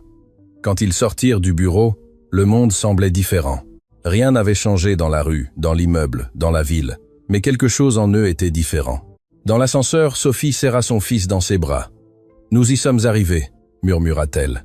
Louis hocha la tête contre l'épaule de sa mère. « Nous y sommes arrivés », répéta-t-il. Quand les portes de l'ascenseur s'ouvrirent, ils sortirent ensemble dans la rue. Le soleil brillait plus fort. Maintenant, la ville semblait plus claire, plus vivante. Sophie prit une profonde inspiration. Pour la première fois depuis des années, elle n'avait pas peur du lendemain. Louis marchait à ses côtés, son sac à dos sur le dos, regardant devant lui. Il ne savait pas exactement ce qu'il attendait, mais il savait qu'il n'était pas seul, et cela suffisait. Cette nuit-là, Sophie appela sa sœur pour tout lui raconter. La conversation dura plus d'1 heure. Il y eut des larmes, des rires, de l'incrédulité. Quand elle raccrocha, Sophie s'assit sur le canapé et regarda autour d'elle. La maison était la même, petite, modeste, avec des murs qui avaient besoin d'être repeints, mais maintenant, elle semblait différente. Elle semblait un point de départ, pas une limite. Louis était dans sa chambre, écrivant dans son cahier. Pas des mots en allemand cette fois, mais des pensées en français, des réflexions sur ce qui s'était passé, sur ce qui allait venir. Il écrivit sur sa grand-mère, sur la façon dont elle lui avait donné quelque chose sans le savoir. Non seulement une langue, mais la capacité d'écouter, de prêter attention, de ne pas avoir peur. Il ferma le cahier et le rangea dans son sac à dos. Demain serait le début de quelque chose de nouveau, et il était prêt. La première semaine dans la nouvelle école fut plus difficile que ce que Louis avait imaginé. Non pas parce que les cours étaient compliqués, mais parce que tout était différent. Les couloirs étaient plus larges, les salles de classe mieux éclairées, les pupitres ne grinçaient pas quand on s'asseyait. Même l'odeur était différente, un mélange de livres neufs et de produits de nettoyage chers. Louis arriva le premier jour avec le sac à dos usé qu'il avait utilisé pendant des années. Sophie avait voulu lui en acheter un nouveau, mais il avait refusé. « Je n'ai pas besoin de tout changer d'un coup », avait-il dit, et elle l'avait compris. La directrice le reçut personnellement. « Bienvenue, Louis », dit-elle avec un sourire professionnel. « J'espère que tu te sentiras à l'aise ici. » Louis hocha la tête sans dire grand-chose. La femme le conduisit jusqu'à sa salle. Un espace spacieux avec de grandes fenêtres qui laissaient entrer la lumière naturelle. Les autres élèves étaient déjà assis, discutant entre eux avec familiarité. Quand il entra, certains se tournèrent pour le regarder. D'autres ne levèrent même pas les yeux. « Classe, nous avons un nouveau camarade », annonça la professeure. « Louis, tu peux t'asseoir là, au fond près de la fenêtre. » Louis marcha entre les pupitres, sentant chaque regard. Il s'assit en silence, sortit son cahier usé et le posa sur la table. Un garçon à côté de lui le regarda avec curiosité, mais ne dit rien. Le cours commença. C'était des mathématiques, un sujet que Louis maîtrisait bien, mais il ne participa pas. Il garda la tête baissée, prit des notes, essaya de passer inaperçu. C'était sa stratégie, celle qui avait toujours fonctionné. À la récréation, il resta dans la salle pendant que les autres sortaient en courant dans la cour. Il n'avait pas faim, il n'avait pas envie de socialiser, il voulait juste que la journée se termine. Une fille s'approcha avant de sortir. « Tu ne sors pas ?» demanda-t-elle. Louis secoua la tête. « Je suis bien ici. » La fille haussa les épaules. « Comme tu veux. Je suis Valentine, au fait. »« Louis, » répondit-il, bien qu'elle le sût déjà. Valentine sortit, et Louis resta seul. Il regarda par la fenêtre vers la cour. Des groupes d'élèves conversaient, riaient, partageaient de la nourriture. Tous semblaient se connaître depuis des années. Tous semblaient appartenir. Lui, non. L'après-midi passa lentement. Plus de cours, plus de regards, plus de silence. Quand la sonnerie de sortie retentit finalement, Louis fut le premier à se lever. Il rangea ses affaires rapidement et sortit sans dire au revoir. Sophie l'attendait à la porte de l'école. Elle avait demandé la permission au travail pour être là. Quand elle vit son fils sortir, elle remarqua immédiatement l'expression sur son visage. « Comment ça s'est passé ?» demanda-t-elle tandis qu'il marchait vers l'arrêt de bus. « Bien », répondit Louis sans la regarder. Sophie savait que ce n'était pas vrai, mais elle n'insista pas. « Laisse-lui du temps », pensa-t-elle. « Il a juste besoin de temps. » Cette nuit-là, Louis toucha à peine à son dîner, s'enferma dans sa chambre et ouvrit son cahier. Il écrivit une seule phrase. « Je ne sais pas si j'appartiens ici. » Les jours suivants furent similaires. Louis assistait aux cours, prêtait attention, faisait ses devoirs, mais ne parlait à personne, ne posait pas de questions, ne levait pas la main même s'il connaissait les réponses. Les professeurs commencèrent à le remarquer. Dans la salle des professeurs, ils commentaient le nouveau garçon qui était intelligent, mais trop silencieux. « Nous devrions lui parler », suggéra l'un. « Laisse-lui du temps », répondit un autre. « C'est normal qu'il soit nerveux. » Mais Sophie ne pouvait pas rester tranquille. Elle voyait son fils se refermer davantage chaque jour. Elle voyait comment il rentrait à la maison avec la même expression vide, comment il faisait semblant que tout allait bien alors que ce n'était clairement pas le cas. Un soir après le dîner, elle s'assit en face de lui. « Louis, nous devons parler », dit-elle. Il leva le regard de son cahier. « À propos de quoi ?»« À propos de l'école. À propos de ce que tu ressens vraiment. » Louis soupira. « Je vais bien, maman. »« Ne me mens pas, » dit Sophie fermement. « Je te connais. Je sais quand quelque chose te tracasse. » Louis baissa le regard. « Ce n'est pas que quelque chose me tracasse, » dit-il lentement. « C'est juste que je ne m'intègre pas. » Sophie sentit sa poitrine se serrer. « Pourquoi dis-tu ça ?»« Parce que tout le monde là-bas vient de familles différentes, » expliqua Louis. « Ils ont des vêtements neufs, des portables chers. Ils parlent de voyages et de choses que je n'ai jamais eues. Et moi, je suis le fils de la femme de ménage. » Sophie sentit les larmes s'accumuler, mais les retint. « Écoute-moi bien, » dit-elle en prenant les mains de son fils. « Tu n'es inférieur à personne à cause de ça. Tu as gagné ta place dans cette école parce que tu as du talent, parce que tu as de la détermination. » Louis secoua la tête. « Personne ne me voit comme ça, maman. Il me voit comme le garçon pauvre qui a eu de la chance. » Sophie serra ses mains. « Alors, prouve-leur qu'ils ont tort. » Louis la regarda, confus. « Comment ?»« En étant toi-même, » répondit-elle. « En ne te cachant pas, en ne faisant pas semblant d'être quelqu'un que tu n'es pas, en montrant ce que tu sais, ce que tu peux faire. » Louis ne répondit pas, mais quelque chose dans ses yeux changea légèrement. Le lendemain, Louis arriva à l'école avec le même sac à dos usé, les mêmes vêtements simples, mais quelque chose dans sa posture était différent. Il ne marchait pas la tête aussi baissée. Dans le cours d'allemand, le professeur demanda des volontaires pour lire un texte à voix haute. Personne ne leva la main. Tous regardaient le livre avec des expressions confuses. Le professeur soupira. « Personne ne veut essayer ?» Silence. Louis sentit son cœur battre plus vite. Il se souvint des paroles de sa mère. Il se souvint de la voix de sa grand-mère. Il se souvint de ce jour dans le couloir où il avait dû décider s'il parlait ou s'il se taisait. Il leva la main. Le professeur le regarda, surpris. « Louis, tu veux essayer ?» Louis hocha la tête. « Oui. » Il se leva, prit le livre et commença à lire. Sa prononciation était parfaite, fluide, naturelle. Les mots sortaient sans effort, avec le bon accent, avec l'intonation précise. La salle resta silencieuse. Tous le regardaient maintenant, mais pas avec moquerie ou curiosité superficielle. Ils le regardaient avec un étonnement sincère. Quand il eut terminé, le professeur applaudit. « Excellente, Louis. Vraiment excellent. Où as-tu appris à parler comme ça ?»« Avec ma grand-mère, » répondit Louis simplement. Le professeur hocha la tête, impressionné. « On voit que tu as appris de quelqu'un qui connaissait vraiment la langue. Elle était native, n'est-ce pas ?»« Oh, dit Louis. De Berlin. Ingorale, Vicenfashi, Ino, Piso, Ino. » Pendant la récréation, plusieurs élèves s'approchèrent de lui. Valentine fut la première. « C'était incroyable, » dit-elle. « Sérieux, tu parles allemand aussi bien ?» Louis haussa les épaules. « Oui, je suppose. »« Tu peux m'aider ?» demanda-t-elle. « Je suis en train de rater ce cours. » Louis hésita. « Je ne suis pas professeur, » dit-il. « Mais tu parles mieux que le professeur, » insista-t-elle. « S'il te plaît. » Louis regarda autour de lui. D'autres élèves semblaient également intéressés. « D'accord, » dit-il finalement. « Je peux vous aider. » Valentine sourit. « Merci, on déjeune ensemble. » Louis hocha la tête. « Bien sûr. » Pour la première fois depuis qu'il était arrivé à cette école, il ne déjeuna pas seul. Il s'assit avec Valentine et 2 autres élèves qui avaient également des difficultés avec l'allemand. Ils parlèrent du cours, du professeur, des devoirs. Ce ne fut pas une transformation magique. Louis se sentait toujours à l'écart à bien des égards, mais c'était un début. Cet après-midi-là, quand Sophie vint le chercher, elle remarqua immédiatement le changement. Louis ne souriait pas largement, mais il n'avait pas non plus cette expression vide des jours précédents. « Comment s'est passée ta journée ?»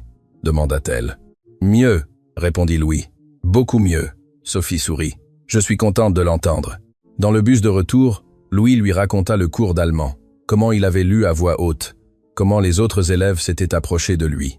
Sophie écoutait, le cœur rempli. C'était le fils qu'elle connaissait, celui qui n'avait pas peur de montrer ce qu'il savait, celui qui aidait sans rien attendre en retour. Quand ils arrivèrent à la maison, Louis sortit son cahier et barra la phrase qu'il avait écrite quelques jours auparavant. « Je ne sais pas si j'appartiens ici. » En dessous, il en écrivit une nouvelle. « Je suis toujours en train de trouver ma place, mais je vais la trouver. » Les semaines suivantes apportèrent plus de changements. Louis commença à participer davantage en classe, non seulement en allemand, mais dans toutes les matières. Les professeurs remarquèrent son intelligence, sa détermination, sa capacité d'analyse. En mathématiques, il résolut un problème que personne d'autre n'avait pu. En histoire, il fit une présentation sur l'immigration allemande en France qui impressionna toute la classe. En littérature, il écrivit un essai sur l'importance de préserver les langues maternelles que le professeur lut à voix haute comme exemple. Peu à peu, Louis cessa d'être le nouveau pour devenir simplement Louis, l'élève brillant, le camarade prêt à aider, celui qui parlait allemand comme s'il y était né. Mais tout ne fut pas facile. Il y eut des moments de doute, des jours où il se sentait épuisé par l'effort de prouver constamment sa valeur, des nuits où il se demandait si ce serait un jour suffisant. Un après-midi, après un examen particulièrement difficile, il rentra à la maison plus silencieux que la normale. Sophie le remarqua immédiatement. « Qu'est-ce qui s'est passé ?» demanda-t-elle. Louis laissa tomber son sac à dos sur le canapé. « Rien, dit-il. Je suis juste fatigué. » Sophie s'assit à côté de lui. « C'est plus que ça. » Louis soupira. « Parfois, je sens que je dois être parfait, » admit-il. Comme si toute erreur allait confirmer ce que certains pensent, que je ne devrais pas être là. Sophie prit son visage entre ses mains. « Écoute-moi bien, » dit-elle en le regardant dans les yeux. « Tu n'as pas à être parfait. Personne ne l'est. La seule chose que tu dois faire, c'est ton meilleur effort, et tu le fais déjà. » Louis sentit les larmes s'accumuler. « C'est difficile, maman. »« Je sais, » répondit-elle. « Mais regarde tout ce que tu as déjà accompli. Regarde tout le chemin que tu as parcouru. » Louis hocha la tête, laissant les larmes couler. Sophie le serra fort contre elle, le laissant se défouler. Quand ils se séparèrent, Louis s'essuya le visage. « Merci, maman. Toujours, » répondit-elle. Cette nuit-là, Louis écrivit dans son cahier une longue réflexion sur la pression, sur les attentes, sur la peur de l'échec, mais aussi sur la gratitude, sur les opportunités, sur l'amour de sa mère et la mémoire de sa grand-mère. Il termina par une phrase qu'il se répéterait les jours difficiles. « Je n'ai pas besoin d'être parfait, j'ai juste besoin d'être authentique. » À la fin du premier mois, l'école organisa une présentation culturelle. Chaque élève devait partager quelque chose sur son héritage ou ses intérêts. Beaucoup choisirent des présentations élaborées avec des vidéos et de la musique. Louis choisit quelque chose de plus simple. Il se tint devant la classe et récita un poème en allemand que sa grand-mère lui disait souvent. Il le récita lentement, avec émotion, la voix se brisant légèrement par endroits. Quand il eut terminé, il y eut un silence profond. Puis, des applaudissements. Valentine s'approcha de lui après. « C'était magnifique, » dit-elle, les yeux brillants. « Ta grand-mère serait fière. » Louis sourit. « Je l'espère. » Cet après-midi-là, quand Sophie vint le chercher, Louis courut vers elle avec un sourire sincère. « Maman, » dit-il, « je crois que j'ai finalement trouvé ma place. » Sophie le serra fort. « Tu l'as toujours eu, » répondit-elle. « Tu avais juste besoin de temps pour le voir. »« Nambara, Virondas, Virondas, Virondas, Meisara, Dionysis, Virondas, Diondas, Batisara, Meisara. » Ils marchèrent ensemble vers l'arrêt de bus, conversant sur la journée, sur la présentation, sur les plans pour le week-end. Pour la première fois depuis longtemps, ils se sentaient tous deux en paix. Le chemin n'avait pas été facile, il y aurait encore des défis à venir. Mais maintenant, ils savaient quelque chose de fondamental. Ils n'étaient pas seuls, et cela faisait toute la différence. Pendant que Louis s'adaptait à sa nouvelle réalité scolaire, Sophie faisait face à sa propre transformation. Le passage du service de nuit au service de jour avait été plus significatif qu'elle ne l'imaginait, non seulement à cause des heures de sommeil récupérées, mais à cause de tout ce que cela représentait. Pour la première fois depuis des années, elle pouvait marcher dans les couloirs de l'entreprise à la lumière du jour. Elle pouvait voir les visages des personnes avec qui elle partageait l'immeuble.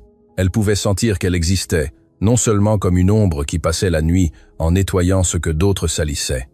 Mais la transition ne fut pas simple. Le premier jour en service fixe, Sophie arriva à l'immeuble avec un mélange de nervosité et d'espoir. Le gardien de sécurité la salua différemment cette fois. « Bonjour, Sophie », dit-il en utilisant son prénom. « Vous avez votre nouvelle carte à la réception. » Sophie hocha la tête, pas encore habituée à être reconnue. « Merci. » À la réception, une femme lui remit la nouvelle carte. « Celle-ci est permanente », expliqua-t-elle. « Vous n'avez plus besoin de la renouveler chaque mois. » Sophie prit la carte avec des mains tremblantes. C'était une petite chose, mais pour elle, cela signifiait la stabilité. Cela signifiait qu'elle n'était pas temporaire, qu'il ne pouvait pas la renvoyer du jour au lendemain sans raison. Elle monta à l'étage des services, où elle aurait désormais sa base. Le superviseur l'attendait là, un homme d'âge mûr nommé Albert, qui avait 20 ans dans l'entreprise. « Bienvenue dans l'équipe, Sophie », dit-il en lui tendant la main. « Nous allons bien travailler ensemble. » Sophie lui serra la main. « Merci pour l'opportunité. » Albert lui montra les nouvelles zones assignées. Il lui expliqua les horaires, les routines, les attentes. Tout était plus organisé qu'avant, plus structuré. Il ne s'agissait plus de se présenter quand on l'appelait et de faire ce qui était urgent. Maintenant, il y avait un plan, un système, un rythme. « Vous allez remarquer qu'ici nous travaillons différemment », dit Albert pendant qu'il marchait. Il ne s'agit pas seulement de nettoyer, il s'agit de maintenir, d'anticiper, de prendre soin des espaces. Sophie écoutait attentivement, absorbant chaque mot. « Je comprends. Et autre chose, » continua-t-il. « Ici, nous nous traitons tous avec respect. Peu importe le poste, peu importe la position, nous sommes une équipe. » Sophie sentit quelque chose se relâcher dans sa poitrine. Quelque chose qui avait été serré pendant si longtemps qu'elle ne le remarquait même plus. C'était la peur constante, le fait d'être toujours en alerte, d'attendre les mauvais traitements comme quelque chose de normal. « Merci », dit-elle simplement, parce qu'elle ne trouvait pas d'autres mots. Les premiers jours furent une adaptation. Sophie rencontra ses nouveaux collègues, 3 autres membres de l'équipe de nettoyage qui travaillaient au même horaire, 2 femmes et un homme, tous avec des années d'expérience. Au début, ils furent prudents avec elle. Ils savaient qu'elle était arrivée différemment, que son histoire était particulière, mais Sophie n'attendait pas de traitement spécial. Elle travaillait dur, arrivait tôt, restait jusqu'à ce que tout soit terminé. Une de ses collègues, une femme nommée Patricia, s'approcha d'elle après la première semaine. « Tu travailles bien », commenta-t-elle tandis qu'elles organisaient les chariots. « Tu ne restes pas à attendre que les autres fassent ta part. » Sophie haussa les épaules. « C'est comme ça qu'on m'a appris. » Patricia sourit. « Ça se voit. Au fait, certains d'entre nous prennent un café avant le service. Si tu veux te joindre à nous, tu es la bienvenue. » Sophie sentit quelque chose de chaud se dilater dans sa poitrine. « J'aimerais bien », répondit-elle. Ce fut un geste simple, une invitation occasionnelle. Mais pour Sophie, cela signifiait l'acceptation. Cela signifiait qu'elle n'était pas seulement celle qu'Étienne Dubois avait aidée, mais une collègue de plus. Les matins commencèrent à avoir un nouveau rythme. Sophie se levait tôt, préparait le petit déjeuner pour Louis, l'accompagnait jusqu'à l'arrêt de bus, puis prenait le sien pour le travail. Elle arrivait 15 minutes avant son service. Elle prenait un café avec Patricia et les autres, conversait sur des choses du quotidien. C'était une vie normale. Et pour Sophie, qui n'avait jamais eu de vie vraiment normale, c'était extraordinaire. Mais tout n'était pas facile. Il y avait encore des regards, il y avait encore des chuchotements. « C'est la femme dont il parle », entendit Sophie un jour en passant dans un couloir. « Celle que le patron a aidée. »« Oui », répondit une autre voix. « Pour le fils qui a sauvé le contrat allemand. » Sophie serra la poignée du chariot plus fort et continua de marcher. Elle ne s'arrêta pas, ne regarda pas en arrière. Mais les mots restèrent à résonner. Cette nuit-là, pendant qu'elle dînait avec Louis, il remarqua son silence. « Tu vas bien, maman ?» demanda-t-il. Sophie hocha la tête. « Juste fatiguée. Mais Louis la connaissait trop bien. C'est plus que ça. » Sophie soupira. « Parfois, j'entends ce que les gens disent, » admit-elle, « à propos de nous, sur comment nous sommes arrivés ici. » Louis baissa sa fourchette. « Qu'est-ce qu'ils disent? Que c'était de la chance? Que c'était une faveur? Que ce n'est pas par mérite ?» expliqua Sophie. Et même si je sais que ce n'est pas vrai, parfois les mots pèsent. Louis regarda sa mère avec une maturité qui ne correspondait pas à ses 12 ans. Tu sais ce que j'ai appris à l'école, dit-il. Que les gens auront toujours des opinions, mais la seule chose qui compte, c'est ce que tu sais de toi-même. Sophie sourit, les yeux humides. Quand es-tu devenue si sage? Quand j'ai eu une maman qui m'a appris à ne pas abandonner, répondit-il. Sophie tendit la main sur la table et Louis la prit. Ils restèrent ainsi un moment, en silence, se rappelant mutuellement qu'ils n'étaient pas seuls. Les jours se transformèrent en semaines. Sophie commença à se sentir plus à l'aise dans son nouveau rôle. Elle connaissait mieux les espaces, anticipait les besoins, travaillait avec efficacité. Albert la félicitait régulièrement pour sa performance. Un jour, alors qu'elle nettoyait près des bureaux des cadres, elle vit Étienne sortir d'une réunion. Il la remarqua et s'approcha. « Sophie, comment ça va ?» demanda-t-il. « Bien, monsieur », répondit-elle. « Merci », Étienne secoua la tête. « Ne me remerciez pas, vous l'avez gagné. » Sophie hocha la tête, mais quelque chose dans son expression fit qu'Étienne s'arrêta. « Quelque chose ne va pas ?» demanda-t-il. Sophie hésita avant de répondre. « Parfois, je me demande si les gens pensent que je ne mérite pas d'être ici, » admit-elle. Que ce n'était que parce que Louis a aidé ce jour-là. Étienne la regarda fixement. « Et vous, qu'est-ce que vous pensez ?» Sophie prit une profonde inspiration. « Je pense que j'ai travaillé toute ma vie, que j'ai été responsable, dévoué, que je n'ai jamais manqué sans raison, que je mérite la stabilité autant que n'importe qui. » « Exactement, » dit Étienne. « Et si quelqu'un pense différemment, c'est son problème, pas le vôtre. » Sophie sentit quelque chose se renforcer en elle. « Vous avez raison. » Étienne hocha la tête. « Continuez à travailler comme vous le faites. Les résultats parlent d'eux-mêmes. » Quand il s'éloigna, Sophie resta debout un moment. Puis elle retourna à son travail, mais maintenant avec le dos un peu plus droit, la tête un peu plus haute. Cet après-midi-là, Patricia l'invita à déjeuner avec l'équipe à la cafétéria du personnel. C'était la première fois que Sophie y entrait en tant qu'employée permanente. Avant, lorsqu'elle faisait des services de nuit sporadiques, elle mangeait seule dans un coin, rapidement, sans attirer l'attention. Maintenant, elle s'asseyait à une table avec ses collègues, conversant, riant. Ils parlaient de leur famille, de leurs plans pour le week-end, de leurs préoccupations quotidiennes. « Ma fille veut un chien », disait Patricia. « Mais nous vivons dans un petit appartement. Le mien veut aller à un concert », commenta un autre. « Mais les billets sont trop chers. » Sophie écoutait plus qu'elle ne parlait, mais elle se sentait partie de quelque chose. C'était un sentiment nouveau, chaleureux, réconfortant. « Et ton fils ?» demanda Patricia. « Comment va-t-il à la nouvelle école ?» Sophie sourit. « Bien. Il a eu un début difficile, mais maintenant, il trouve sa place. »« C'est un bon garçon », commenta Albert, qui s'était joint à la table. « Je l'ai vu ce jour de l'appel. Il a du tempérament. » Sophie hocha la tête avec fierté. Il en a.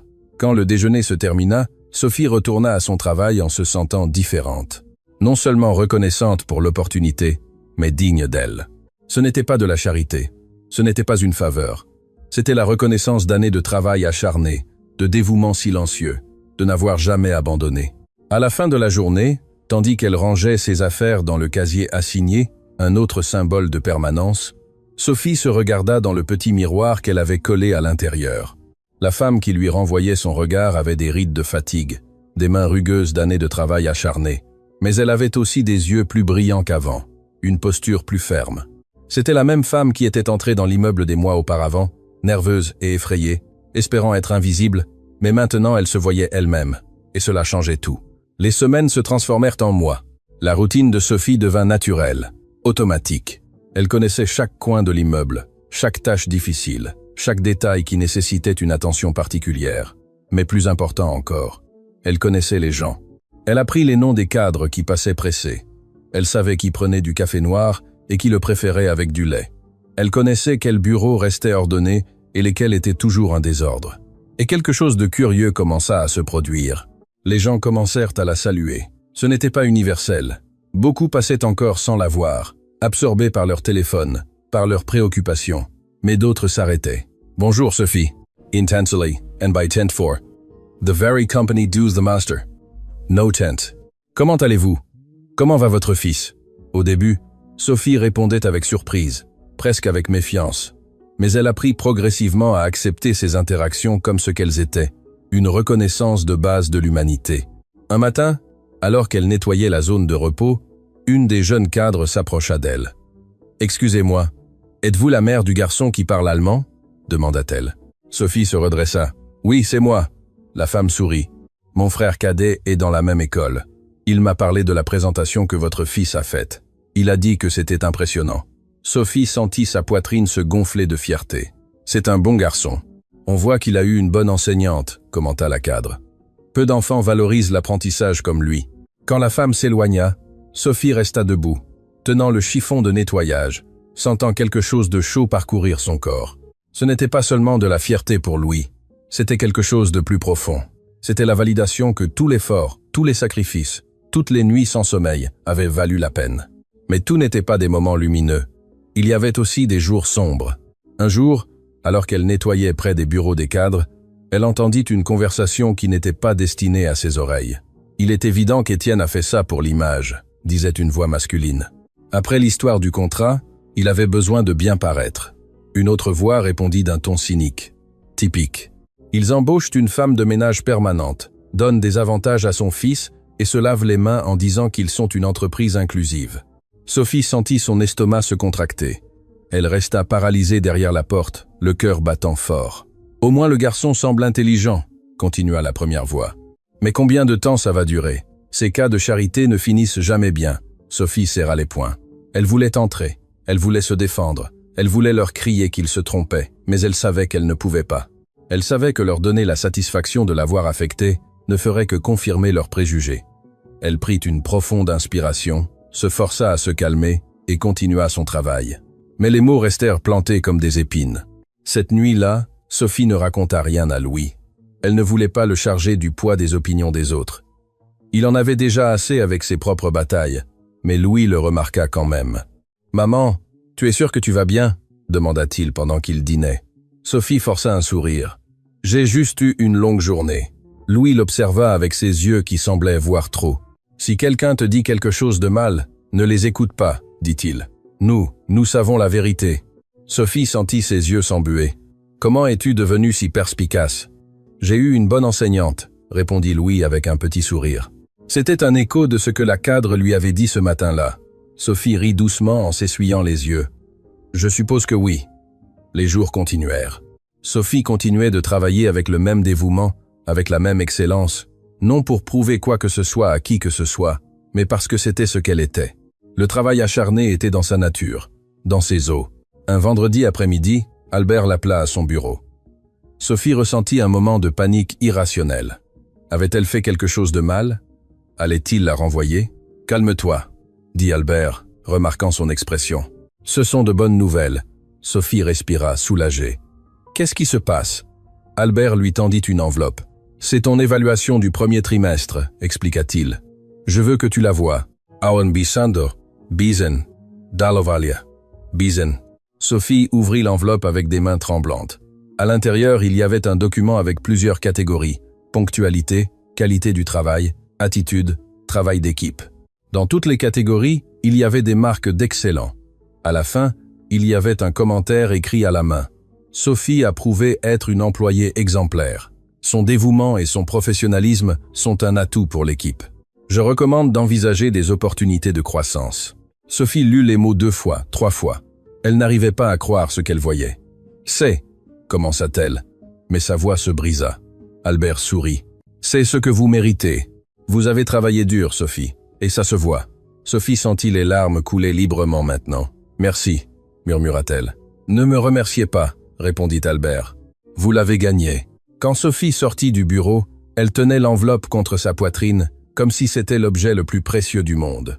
D'une certaine manière, c'était le cas. C'était la preuve tangible que ce n'était pas de la charité, ce n'était pas une faveur, c'était du mérite. Cette nuit-là, elle montra le document à Louis. Il le lut attentivement, puis il la serra fort dans ses bras. « Je suis fier de toi, maman. » Sophie rit entre ses larmes. « Je suis censé dire ça de toi. »« Nous pouvons être fiers l'un de l'autre, » répondit Louis.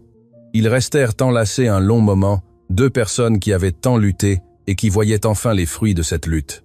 Le week-end, Sophie fit quelque chose qu'elle n'avait pas fait depuis des années. Elle invita sa sœur à manger. Non pas dans un restaurant cher, mais chez elle, avec de la nourriture qu'elle avait elle-même préparée. Mais c'était un luxe de pouvoir le faire sans compter chaque centime, sans s'inquiéter si cela allait suffire pour le reste du mois. Sa sœur arriva avec des fleurs, un geste simple mais significatif. Quand elle vit l'évaluation de Sophie encadrée dans la cuisine, Ses yeux se remplirent de larmes. « J'ai toujours su que tu étais spécial, dit-elle en serrant sa sœur dans ses bras. Mais maintenant le monde le sait aussi. Sophie secoua la tête. Pas le monde, juste quelques personnes, mais ça suffit. Elles mangèrent, conversèrent, rirent. Louis leur raconta ses cours, ses nouveaux amis, le projet d'allemand sur lequel il travaillait. La maison se remplit de voix, de joie, de vie. Quand sa sœur partit, Sophie resta à la porte, la regardant s'éloigner. Louis se tint à ses côtés. « C'était une bonne journée », commenta-t-il. Sophie passa son bras sur ses épaules. « C'était une très bonne journée. » Le lundi suivant, Sophie arriva au travail avec une énergie renouvelée, salua le gardien par son prénom, conversa brièvement avec la réceptionniste, monta à l'étage d'un pas ferme. À la cafétéria, Patricia l'attendait avec un café. « J'ai vu ton évaluation », dit-elle avec un sourire. « Albert nous a raconté. Félicitations. » Sophie sourit. « Merci. Tous les méritus », continua Patricia. « Tu as travaillé comme personne. » Pendant qu'elle prenait un café, Sophie réalisa quelque chose. Elle n'était pas seule. Non seulement elle avait Louis, non seulement elle avait sa sœur, elle avait des collègues, elle avait une équipe, elle avait des personnes qui la voyaient, qui la valorisaient. Pendant son service ce jour-là, Sophie travailla avec une sensation de but renouvelée. Ce n'était pas juste un travail, c'était foi son foi travail. Ce n'était pas juste un lieu, c'était foi sa foi place. En milieu d'après-midi, alors qu'elle nettoyait près des bureaux, elle vit Étienne converser avec quelques cadres. Il la remarqua et lui fit un bref geste de la tête. Sophie répondit de la même manière. Il n'avait pas besoin de mots. Ce simple échange disait tout ce qui était nécessaire. Reconnaissance mutuelle, respect, compréhension que tous deux avaient fait leur part. À la fin de la journée, tandis qu'elle rangeait ses affaires, Sophie regarda autour du vestiaire. Son nom était sur un casier. Son uniforme pendait, propre et repassé. Son évaluation avait été excellente. Ce n'était pas une vie parfaite. Il y avait encore des défis. Il y avait encore des jours difficiles. Mais c'était une vie digne. Une vie qu'elle avait construite de ses propres mains, avec son propre effort. Et cela, pensa Sophie en fermant son casier, c'était plus que ce que beaucoup avaient. Elle sortit de l'immeuble avec le soleil qui brillait encore. Louis l'attendrait à la maison, probablement en train de faire ses devoirs à la table de la cuisine. Ils dîneraient ensemble, converseraient sur leur journée, planifieraient l'avenir, un avenir qui maintenant, pour la première fois depuis longtemps, semblait brillant. Sophie marcha vers l'arrêt de bus, la tête haute, les épaules droites. Elle n'était pas la même femme qui était entrée dans cet immeuble des mois auparavant, effrayée et demandant pardon d'exister.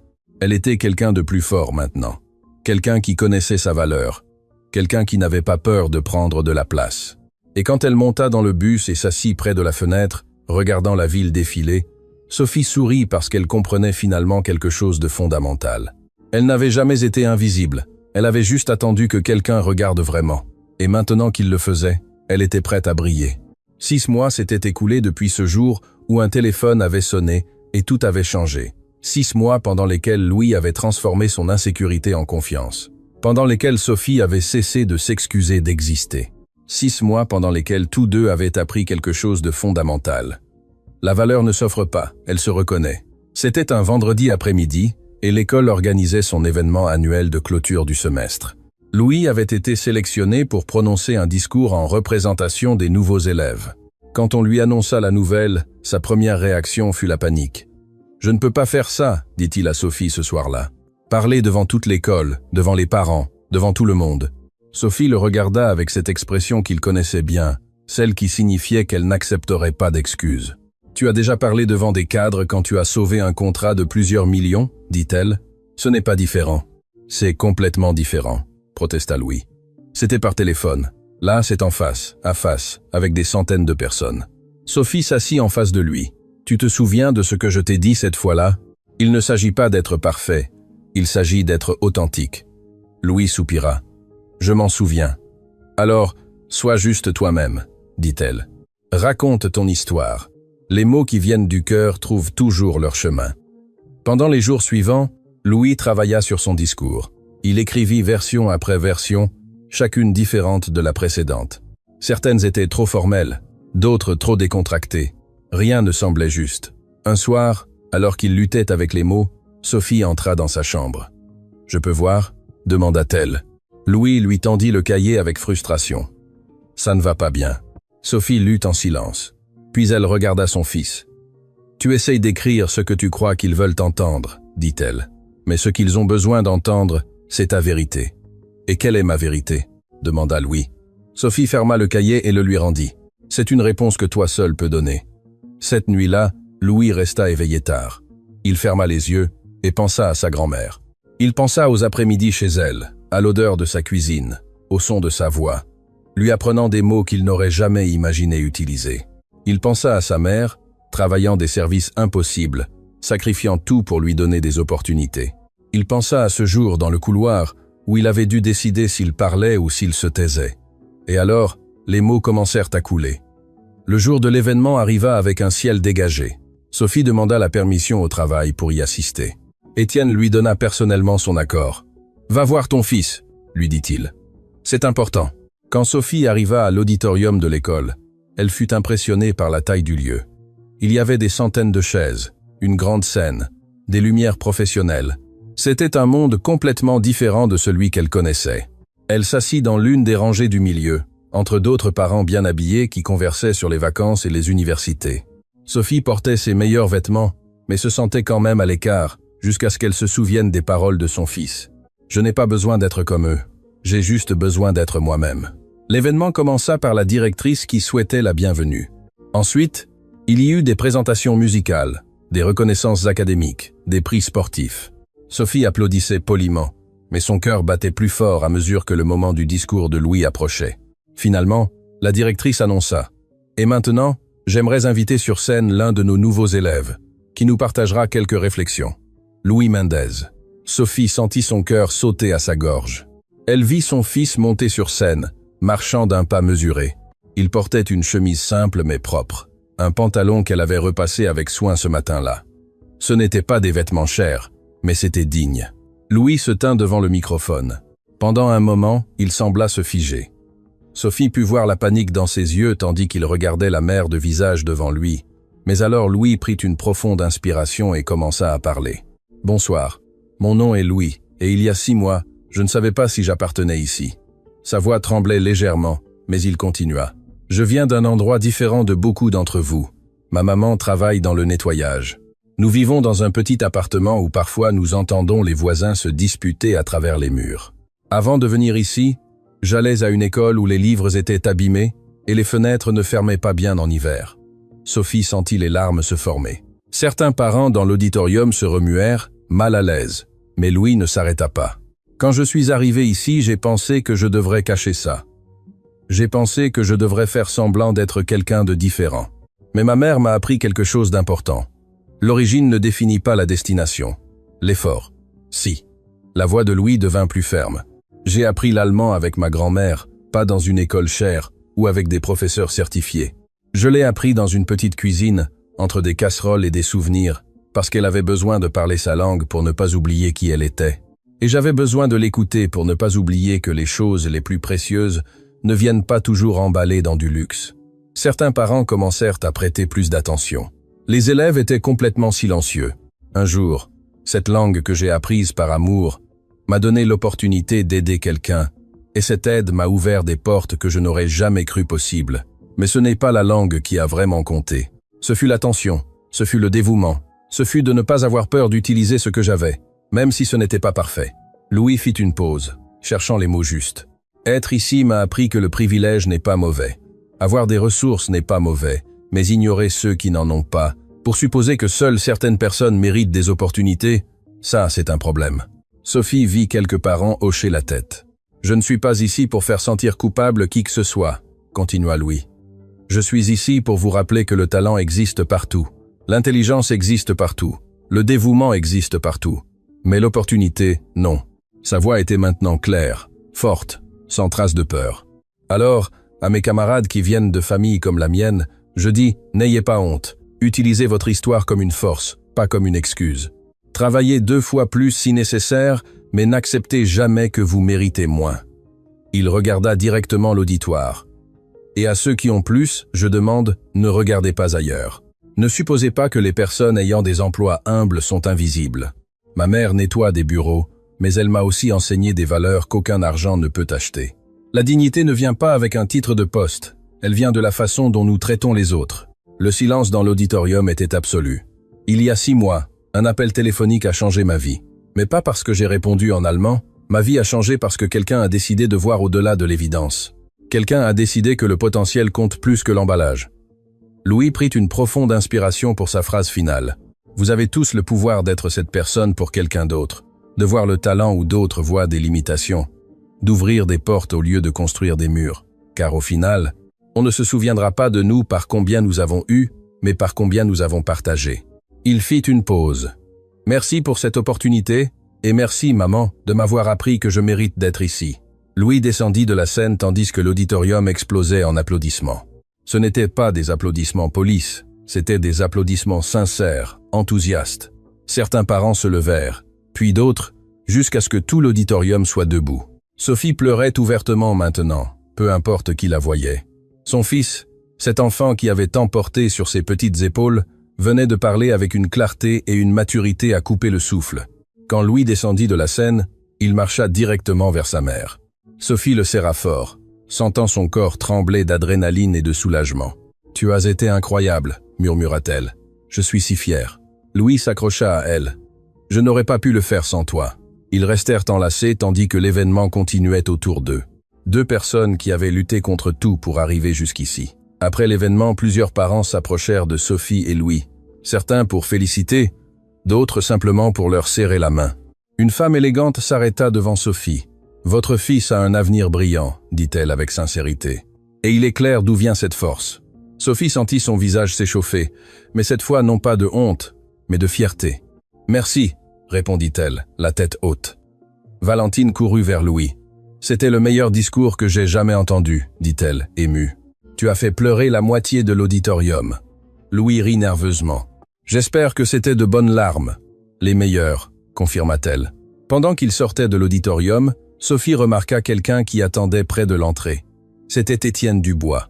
Il portait des vêtements décontractés, pas le costume habituel. Sophie fut surprise de le voir là. « Monsieur Dubois, » dit-elle en s'approchant. « Je ne savais pas que vous viendriez. » Étienne sourit. « Je n'aurais pas voulu le manquer, » répondit-il. « Après tout, j'ai une certaine responsabilité dans cette histoire. » Il se tourna vers Louis. « Ce discours était exceptionnel, jeune homme. Tu as dit des vérités que beaucoup d'adultes n'osent pas dire. » Louis baissa modestement le regard. « J'ai juste dit ce que je ressentais. C'est exactement ce qui l'a rendu puissant, » répondit Étienne. Ils marchèrent ensemble vers le parking. Étienne leur raconta qu'il avait suivi de près les progrès des deux, les évaluations de Sophie, les notes de Louis. Tout avait dépassé les attentes. « Mais cela ne me surprend pas, » ajouta-t-il. « Vous avez toujours eu ce qu'il fallait. Vous aviez juste besoin de l'opportunité de le prouver. » Sophie sentit quelque chose se briser en elle, mais dans le bon sens, comme lorsqu'un barrage qui a retenu l'eau trop longtemps s'ouvre finalement. « Merci, » dit-elle d'une voix tremblante, « de nous avoir vus quand nous étions invisibles. » Étienne secoua la tête. « Vous n'avez jamais été invisible, Sophie. Vous étiez juste dans un système qui ne savait pas regarder. C'est ce système qui doit changer, n'est-ce pas ?» Ils se dirent au revoir, par une poignée de main. Mais avant de partir, Étienne se tourna une dernière fois. « Au fait, dit-il, nous mettons en place un programme de bourse dans l'entreprise pour les enfants d'employés qui font preuve d'excellence académique. » Louis en a été l'inspiration. Sophie sentit les larmes revenir. « Vraiment, vraiment, confirma Étienne. Parfois, une histoire a le pouvoir de changer plus qu'une vie. Elle peut changer toute une culture. » Quand il partit, Sophie et Louis restèrent debout dans le parking, traitant tout ce qui s'était passé. « Maman, » dit Louis après un moment. « Tu te souviens quand tu m'as demandé si j'avais bien fait ?» Sophie hocha la tête. « Le jour où tu as décroché le téléphone. » Louis sourit. « Maintenant je sais la réponse. Je n'ai pas bien fait juste en décrochant. J'ai bien fait parce que je n'ai pas eu peur d'être qui je suis. » Sophie le serra encore dans ses bras. C'est la leçon la plus importante de toutes. Les mois suivants apportèrent plus de changements. Louis continua de se démarquer à l'école, non seulement en allemand, mais dans toutes les matières. Il devint tuteur bénévole pour les élèves qui avaient des difficultés avec les langues. Sa patience et son empathie le rendaient exceptionnel dans ce rôle. Sophie, de son côté, fut promue chef d'équipe de service. C'était une petite position, mais significative. Maintenant, elle avait son propre petit bureau, sa propre équipe, et elle traitait chaque membre avec le respect qu'elle-même avait tant souhaité pendant des années. Patricia plaisantait en disant qu'elle était la chef la plus gentille qu'elle ait jamais eue. Sophie répondait que la gentillesse ne signifiait pas la faiblesse. Cela signifiait se souvenir d'où l'on venait. 1 an après le jour où tout avait changé, l'entreprise organisa un événement annuel pour les employés. C'était la première fois que Sophie assistait à quelque chose comme ça. Étienne monta sur scène pour prononcer un discours sur les réalisations de l'année. « Et je veux reconnaître quelque chose de spécial », dit-il en regardant l'auditoire. « Il y a 1 an, nous avons failli perdre un contrat crucial, non par manque de capacité, mais par manque de vision. Une situation inattendue nous a montré que le talent et la valeur existent dans des endroits où nous ne regardions pas. » Sophie sentit tous les yeux se tourner vers elle.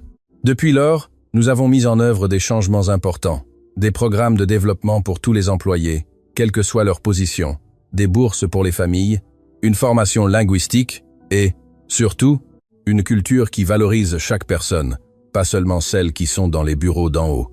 Des applaudissements remplirent la salle. Je tiens à remercier tout particulièrement Sophie Mendez et son fils Louis de nous avoir rappelé que l'excellence n'a pas de pédigree. Elle a juste besoin d'opportunités. Sophie sentit des larmes aux yeux, mais cette fois elle ne les retint pas. Elle les laissa couler librement tandis que toute la salle applaudissait. Cette nuit-là, de retour à la maison, Louis et Sophie dînèrent ensemble comme toujours. Mais la conversation était différente. Ils ne parlaient plus de survie, ils parlaient de rêve. « Tu sais ce que je veux faire quand je serai grand ?» demanda Louis. Sophie sourit. « Quoi ? Je veux créer des programmes de langue pour les communautés qui n'y ont pas accès, dit-il.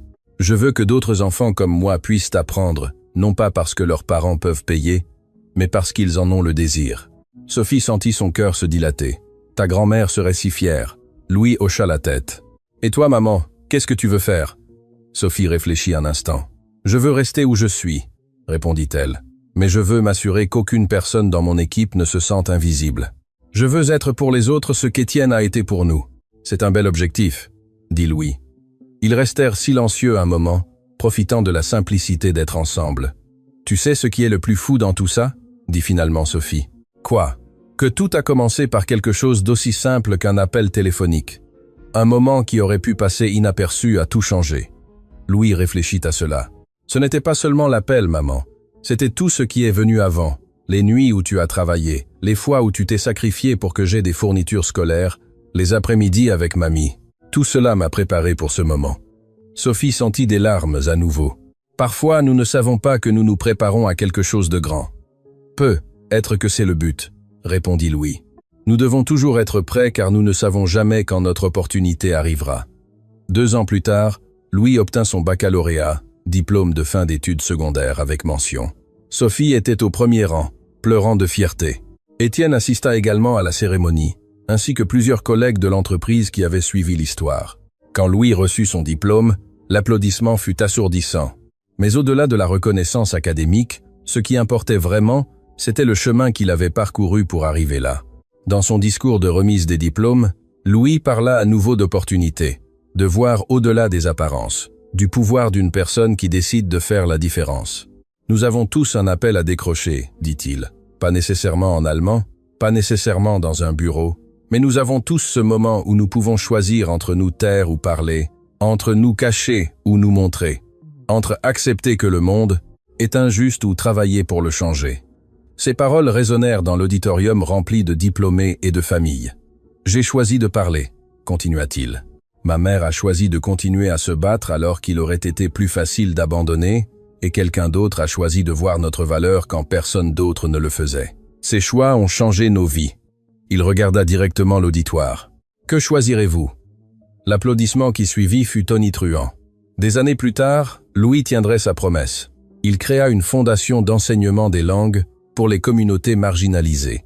Sophie continua dans l'entreprise, devenant finalement responsable des opérations, et Étienne étendit ses programmes d'opportunités à d'autres entreprises. Mais le plus important n'était pas les titres ni les réalisations, c'était le changement silencieux qui s'était produit dans des centaines de vies. Les personnes qui furent vues quand elles étaient avant invisibles, les talents qui furent reconnus quand ils étaient avant ignorés, les portes qui s'ouvrirent quand elles étaient avant fermées.